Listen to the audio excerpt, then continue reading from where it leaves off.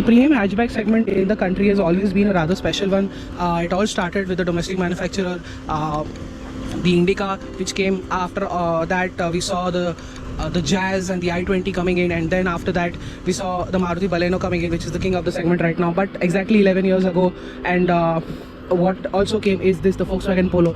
It has been in the country for almost 11 years now. It pretty much completed its last 10 years last year exactly, and it's been gaining a lot of momentum over the years. Slowly but steadily, it's been recognized as the car for many aspects, including the enthusiast aspect, where most of us fall in. And the Volkswagen Polo has continued to be in this shape, size and form for quite some time. That has been heavily criticized, the fact that it hasn't changed, despite the fact that the international model has been changed dramatically, and in generation the India continues to get a similar looking model. But what has changed very specifically, and more something that we always look forward to, is the change of heart that has happened all the time, what Volkswagen has brought to the country in terms of giving us driving pleasure along with engines, and with certain changes. Of course, there has been cosmetic changes, but not dramatic ones.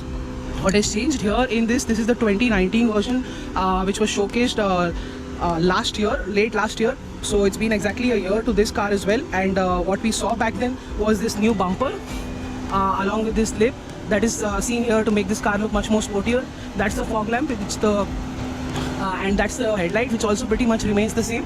What we saw in 2019 is this bumper along with slight changes here, which is the black smoked out part, along with this chrome strip and the honeycomb wheel that we always see. What we see here is similar set of alloy wheels as before, but there is a gunmetal finish to it this time around. And since this is the 1 liter TSI version, it gets this this is the manual version, so you get these stickerings here. And this is the rear part, which also continues to look very handsome, very nice. It has turned out to be a timeless design, where this car hasn't aged exactly, but it's been aging. However it's aging really well.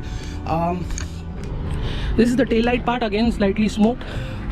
And what you get here is this blackened out part on the mirrors on the car. And you can see this car sits very low. It is one of the car's distinct features, that how it sits low. The design is quite long, very saloonish, but then the hatchback cut where it happens at the back also makes it look very, very impressive. It's been aging really well, that's for sure. In every color, the Volkswagen Polo managed to look just right. We have so many examples in and around us, and we've seen that even after 7 years, the color hasn't faded away much. It still looks like factory fresh if maintained, even with a slight amount of dedication, and it feels very good to look at. Overall, that's what the design is. I won't bore you much because that's what you've been seeing for a really long time. Now let's get back into the interior, where we spend most of our time in, and that is the interior where you get an all black scheme. Let's look at what's distinct. This is the new steering wheel. What you get is similar instrument clusters as before. That's the infotainment system. It's one of the best systems you can get. It's got Apple CarPlay, Android Auto, along with MirrorLink, and it's a nice, smooth, well-functioning touchscreen. It works, the buttons work really well, everything else works really well, and it's a very nice system. It's got a good sound system as well. For a car of this size, the sound system is also very impressive. Coming back to the cluster, you get a whole host of information here. You get that's the engine temperature, that's the amount of time for the car's trip meter, that's the fuel economy that we've been getting driving in the city, very heavily in the city through traffic.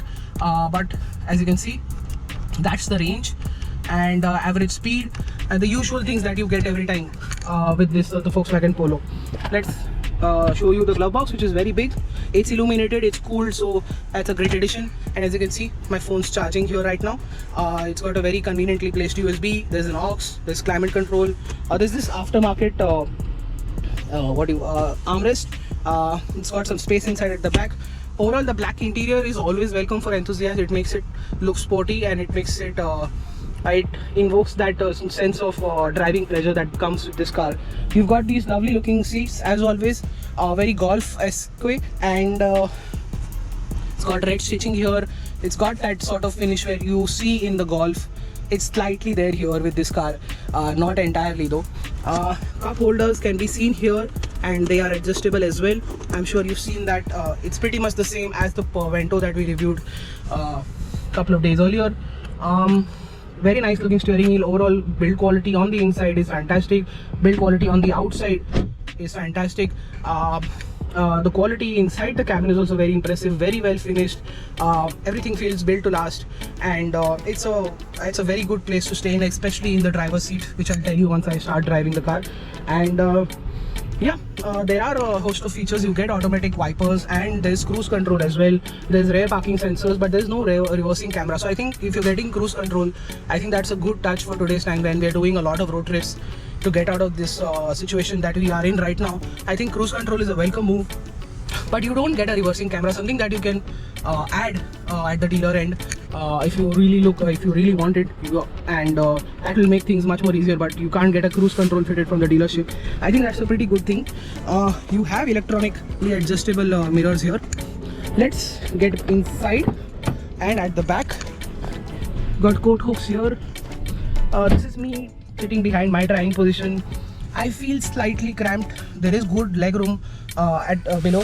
There's good knee room. The problem is with the knee room, it's not that impressive. Cars in this segment do offer a bit more knee room here. This seat is slightly pushed ahead, but still it's not the best. The underside support is good, could have been better, and that's the only problem with the Polo here. It's not the most spacious at the back. You've got cup holders here, AC vents here, and I think that's very impressive to have in this segment. You don't have an armrest here though, like the Vento. You've got 3 seat belts, but only 2 adjustable headrests at the back. I think that's also a great move to have adjustable headrests, so they protect you from whiplash in an unfortunate incident.